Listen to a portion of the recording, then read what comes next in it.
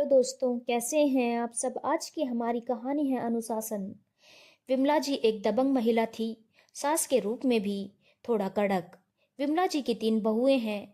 जिंदगी ठीक चल रही थी, पर बहुओं को हमेशा व्यस्त रखती पारंपरिक घर।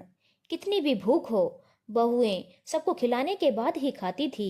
सारा काम करती थी, फिर भी सासू माँ की कसौटी पर खरी न उतरती।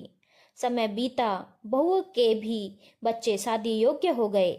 विमला जी भी अब पहले जैसी ना रही। तीनों बहुएं अलग हो गईं। विमला जी और उनके पति के साथ छोटा बेटा और बहू रहते, जबकि विमला जी अपनी बड़ी बहू को ज्यादा प्यार देती थी और छोटी को डांट ज्यादा मिलती थी।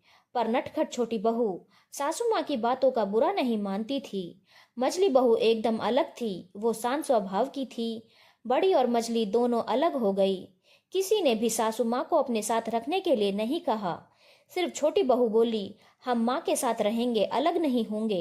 एक दिन सास से मिलने आई बड़ी बहू, जो खुद 3 बेटों की माँ थी, ने अपनी देवरानियों से बोला, माँ ने तो हमें बहुत परेशान किया, कभी हमें अपना नहीं समझा।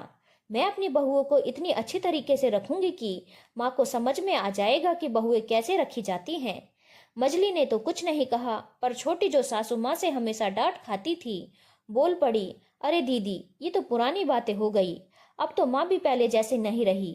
अब तो समय बदल गया और अब सास बहू मिलकर रहती हैं। हमारे समय में तो सब सास ऐसी ही थी, और माँ डांटती भी थी तो उसमें भी उनका प्यार ही था। बड़ी बहू बोली, तुझे तो इतनी डांट पड़ती थी, तब भी तू उनकी तरफदारी कर रही है। हाँ दीदी, मुझे डांटती जरूर थी, पर मैं उसमें भी उनका प्यार देखती थी। अंदर कमरे में लेटी विमला जी की आंखें बह उठी।